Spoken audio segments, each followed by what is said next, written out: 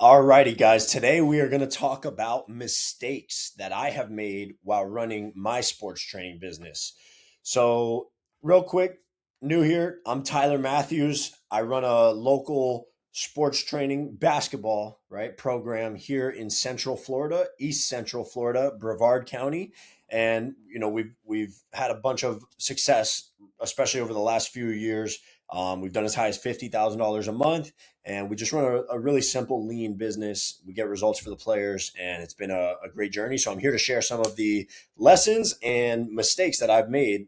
Today, we're going to talk about mistakes. The biggest one, right? Number one is not hiring a business consultant or mentor sooner. So I did hire one, right? I hired one, I want to say sometime in 2021 was the first time that I hired a business mentor, but I started my business in 2018. So I went 3 years of running circles, making a lot of stupid mistakes that business mentor and some of the others that I've hired since then could have helped me with. So just to give you a little lay of the land, I started off training basketball players locally here in this area, just on my own, parks, rec centers, different things like that.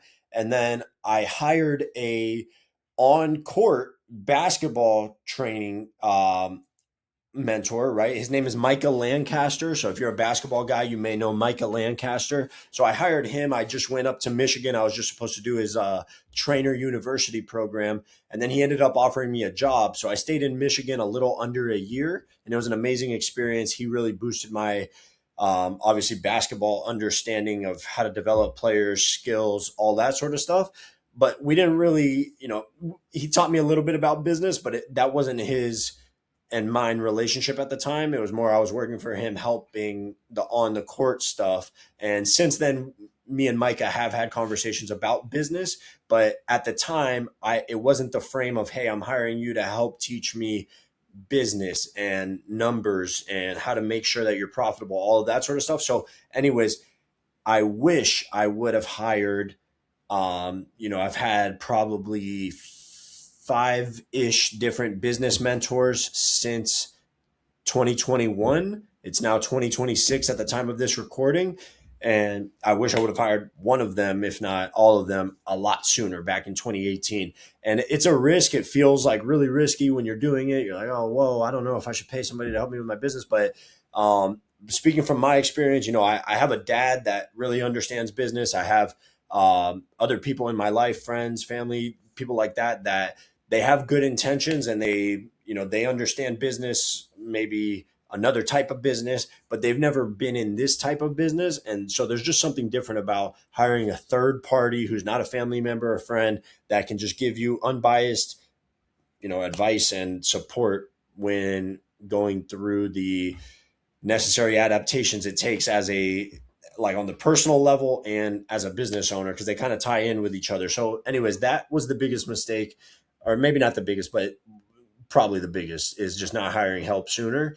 The second thing where I really screwed up is I figured out Facebook ads. I had somebody that I hired teach me Facebook ads. He ended up being a great friend. And long story short, the Facebook ads were working.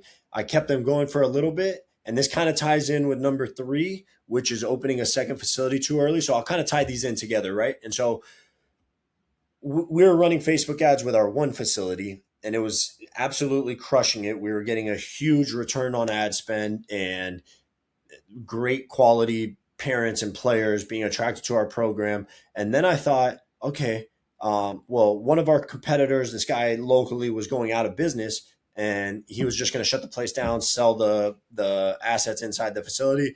And me and him worked out a deal where I purchased the assets for a very small amount and took over the lease. And so I was thinking, all right, I can just, start cranking Facebook ads at this other one, and we can get it up and running, and, similar to this first facility. And yes, that kind of ended up happening. We did have two facilities that we could run Facebook ads to and profitably acquire customers. But there's more that has to happen on the back end other than sales and marketing, like fulfilling the clients and making sure that there's synergy and core values within the training of just all that sort of stuff. So we weren't ready to open a second facility. From the sales and marketing perspective, we were, but from the fulfillment standpoint, we weren't, and the facilities were too close to each other. There's a long list of reasons why we should not have opened that second facility. We did it too early.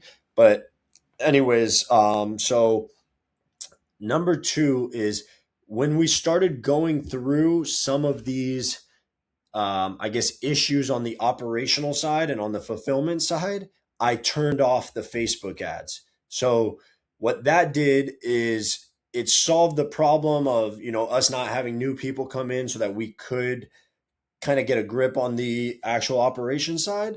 But then I kept them off. And so we did get a grip on the operation side. And then I kept the Facebook ads turned off. And so I completely slowed down and stopped the demand. And in a business, you have supply and you have demand, and you, for the most part, want to drive way more demand than you have supply. And what that allows you to do is increase prices, have a stronger brand, fulfill for the clients that you are serving, but you just want to keep a lot more demand than you have supply.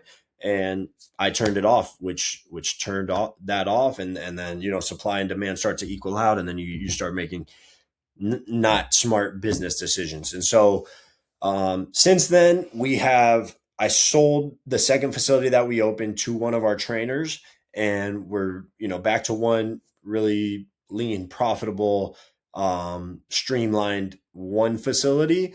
And we may end up going to more facilities down the line, but the point of this video is just mistakes wise. Hire a business consultant to help you. Number two is turn Facebook, like Meta, right? I should call them Meta ads, on, and then never turn them off. You can turn them down to as little as $5 a day. You can turn them up to a couple hundred a day, but do not turn them off.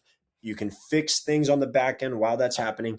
And then opening a second facility, I've seen so many trainers make this mistake.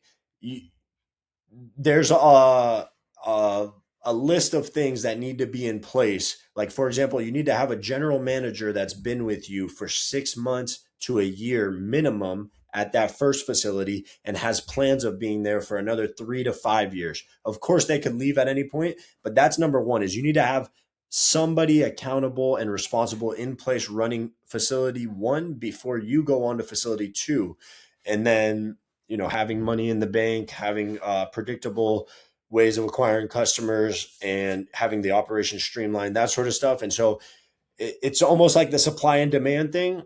You want to have a lot more demand for a second facility before you actually do it. And in our case, we weren't there. So don't make these mistakes, and, do some of the things that we've done well, and we'll keep making videos on that so that you know what those are. But for example, hiring a business mentor, running Facebook ads, and running one lean, profitable facility. That's some of the things we've done well. We'll talk about some of the tactics behind exactly how to do this in future videos.